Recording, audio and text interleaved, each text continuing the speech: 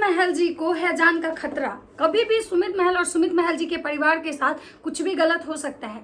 सुमित महल जी ने पब्लिक से, ऑडियंस से गुहार लगाई है कि अगर मुझे कुछ होता है तो ये 2-3 लोग ही इस चीज़ के जिम्मेवार होंगे। एक उन्होंने मतलब कि समाज सेविका दीदी और एक उन्होंने इवेंट वाली ताई पे मतलब के बारे में बोला है। सुमित महल जी को मतलब ने जब किसी के चेहरे से पर्दा उठाया, जब पर्दा फाश किया तो सुमित महल जी को धमकी आने लगा। मतलब भाई ये यूट्यूब पे हो क्या रहा है? मतलब अगर आप सच बोलते हो तो कोई लीगल जाने की धमकी देता है, अगर सच बोल देते हो तो कोई आपको डराता है, धमकाता है, हरासमेंट का केस करने की बात करता है। अगर आप किसी का सच ला देते हो तो लोग आपको मतलब उठवाने का भी बोलता है कि उठवा लेंगे तुमको। लग रहा है कि जैसे ये सोशल मीडिया यूट्यूब नहीं है, लग रहा है कि भाई यहाँ पे लोग गुंडे बैठे हुए हैं। मतलब भाई एक समाज सेविका दीदी का एक वीडियो आता है जिसमें वो कहती हैं कि तू बहुत जो तू बोल रहा है ना जबलपुर वाला लड़का, तो सुन आधे घंटे में मैं दिखाती हूँ कि तुम्हारे साथ क्या हो रहा है। सोचिए एक समाज सेविका दीदी है, समाज सेविका औरत जो समाज का कल्याण करने के लिए ऐसे लोगों को बनाया जाता है और ये लोग ऐसे किसी को धमकी देती हैं और गाली तो ऐसे देती हैं कि जैसे लगता है ना कि भाई ये लोग का जो मोरल है, ये लोग जो मतलब एक झुग्गी झोपड़ी से आते हैं। मतलब किसी को यहाँ पे सच बोलने का अधिकार नहीं है। अगर आप सच बोल देते हैं ना तो आपके अगेंस्ट कोई लीगल केस करने की धमकी देता है, तो कोई कोर्ट जाने की धमकी देता है, तो कोई आपको मतलब उठवा लेने की धमकी देता है।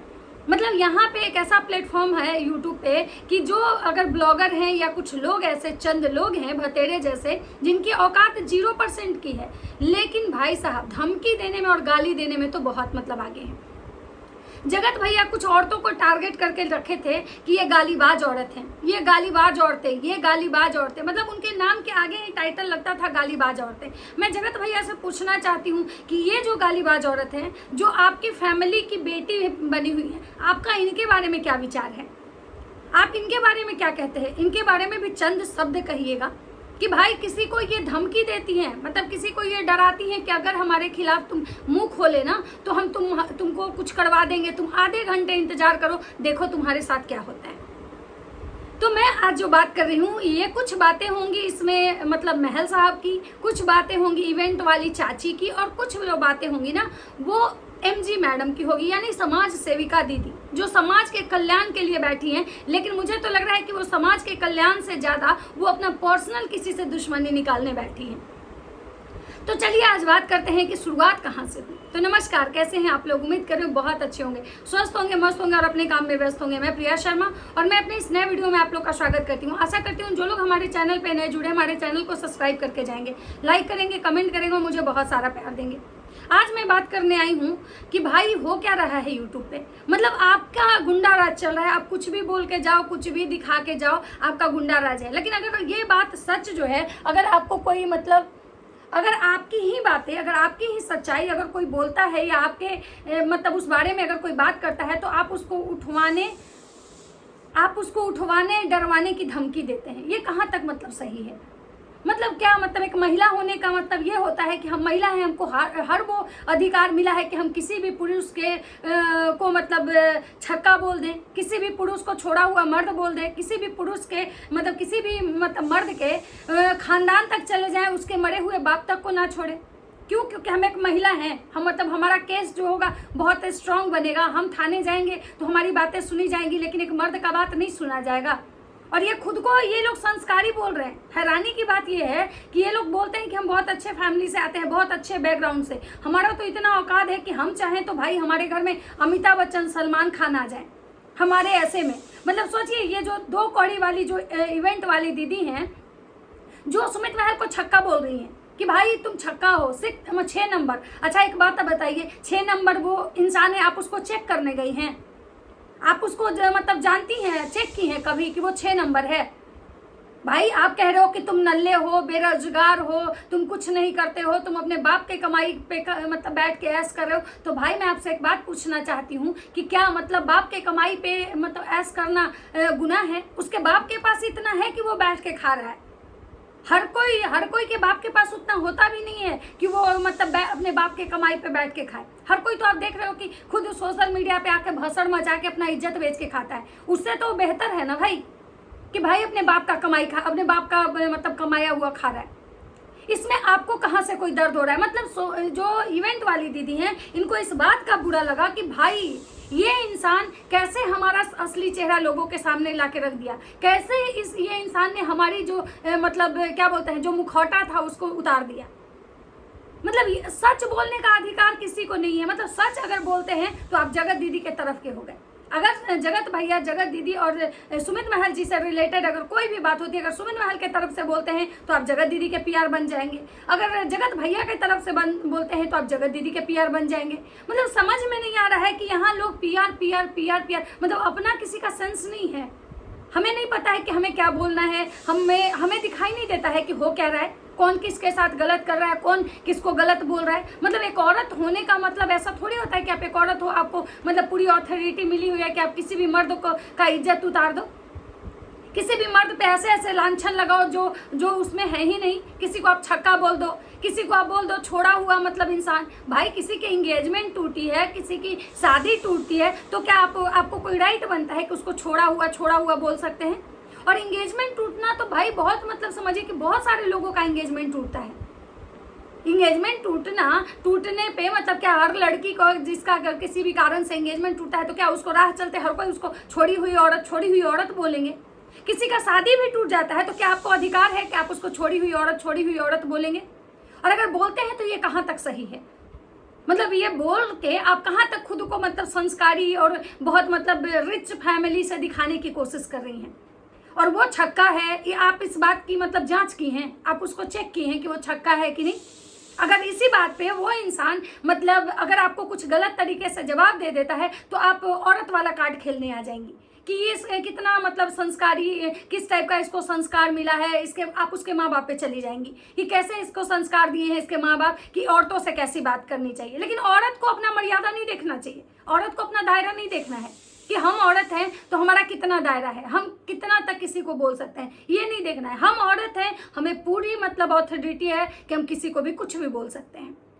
मतलब तुम एक पैजामा से निकल के दूसरे पैजामे में जा रहे हो, भाई वो तो एक पैजामा से निकल के दूसरे पैजामा में जा रहा है कि नहीं ये तो किसी को नहीं पता है। लेकिन आप जरूर एक मतलब किसी का जो कहना है कि तुम एक पैजामा से निकल तुम दूसरे पैजामा में जा रहे हो। तो पहले ये इवेंट वाली जो चाची हैं मतलब क्या ये सुमित महल को एक पैजामा से निकल के दूसरे पैजामा में जाते हुए देखी हैं क्या? मतलब सुमित महल को लेकिन हाँ ये तो जरूर मतलब इनका तो स्थिति जरूर ये वाला है कि जहां ये अपना स्वार्थ देखती हैं उधर ये ढड़क जरूर जाती हैं। ये जरूर मतलब है कि ये भिन्न होता है ना डगड़े का बैंगन, तो इवेंट वाली चाची का हाल कुछ वैसी टाइप का है। डगड़े की बैंगन बनी हुई है, जहां पे इनको मतलब रोटी डाल दिया जाता है ना वहां पे ये दौड़ के चली जाती हैं। जहां से इनको फायदा होने लगता है ना वहां से मतलब वहीं पे ये जाती हैं अपना मतलब ये करने, क्योंकि कहीं ना कहीं इनको भी अब अपना सोशल मीडिया पे यूट्यूब पे इनको भी मतलब कि अपना चेहरा चमकाना है। ये लोगों का कहती हैं कि रिएक्शन वाले का हमारे नाम का दाल रोटी चल रहा है, हम मिडिल क्लास फैमिली वाले मतलब अगर यूट्यूब पे नहीं आएंगे, यूट्यूब पे मतलब इस टाइप का नहीं करेंगे तो मतलब इनका काम कैसे चलेगा। तो भाई मिडिल क्लास वाले जो हैं, मिडिल क्लास वाले जिनकी आप बात कर रहे हैं कि मिडिल क्लास वाले अगर यूट्यूब पे नहीं, तो आप यूट्यूब पे क्या करने आई हैं?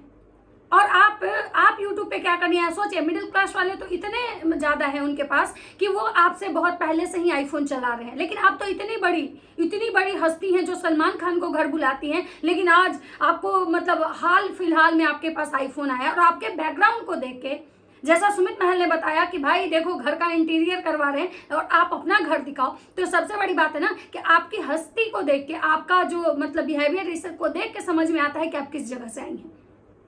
और आप जो कह रही हैं कि ऐसे छिछोड़े यूट्यूबर, तो आखिर आप इसी छिछोड़े यूट्यूबर के इर्द गिर्द क्यों घूम रही हैं? क्यों बार बार जब आप इवेंट करती हैं तो इस छिछोड़े यूट्यूबरों को बुलाना चाहती हैं? और आप जो छिछोड़े यूट्यूबर बोल रहे हैं, मुझे तो लग रहा है ये जो यूट्यूबर जो सुन रहे होंगे आपको और जो आपके इवेंट में जाते हैं या जाने के लिए जो लोग ललायित होते हैं आपके इवेंट में, उनको तो शर्म आनी चाहिए कि इस औरत के नज़र में उन यूट्यूबरों का क्या इज्जत है जिनको ये अपने इवेंट में बुलाती है। और आप सोच सकते हैं कि ये जो मोहतरमा हैं इनको इतनी ज़्यादा मिर्ची लगी कि ये गाली गलौज पे उतारू हो गई। तुम करते क्या हो? तुम अपना बिजनेस बताओ, तुम करते क्या हो? मैडम पहले आप क्या करती हैं? आप तो पहले अपना पूरा बिजनेस बताइए। मैडम को यूट्यूब चलाने नहीं आता है, मैडम का चैनल मैडम को हैंडल करने नहीं आता है, लेकिन मैडम का रातों रात 0 से 2000 सब्सक्राइबर हो गए। तो सोचिए कि कहीं ना कहीं मैडम भी अब यूट्यूब पे ही रहेंगी। मैडम को भी अब यूट्यूब से कमाना है, क्योंकि मैडम को भी ना छिछोरे यूट्यूबर बनना है, क्योंकि इवेंट से इनका पेट नहीं चल रहा है, क्योंकि इनको सारे जो छिछोरे यूट्यूबर है ना इनको लात मार दिया गया। अब ये पैनल पे जा रही है अपना औकात बताने कि हम हैं क्या, हम चीज क्या है, तुम लोग सुनो हम चीज क्या है। मतलब इनकी औकात बताने के लिए इनको लोगों का पैनल ढूंढना पड़ रहा है, और उस पैनल पे भी इनकी भारी भरकम बेइज्जती हो रही, वहां से भी ये लात खा के मुंह के बल आती हैं। मतलब पैनल पे भी जाती हैं, वहां पे से ये मुंह के बल आती हैं, मतलब लात खा के। सोचिए इनकी क्या औकात है कि इनको पैनल पे जाने के लिए भी लोगों से रिक्वेस्ट करना पड़ा, और वहां से भी ये लात खा के आती हैं। सुमित महल से इनको पर्सनल मतलब की दुश्मनी है, क्योंकि सुमित महल ने ये कह दिया कि हमारा इनसे कोई बातचीत नहीं होता है, हम इनका फोन भी नहीं उठाते थे, कॉल भी नहीं उठाते थे। पहले सुमित महल इनके लिए बहुत अच्छे थे, अब सुमित महल इनके लिए नल्ले हो गए, क्योंकि सुमित महल ने इनके मन के मुताबिक बातें नहीं की।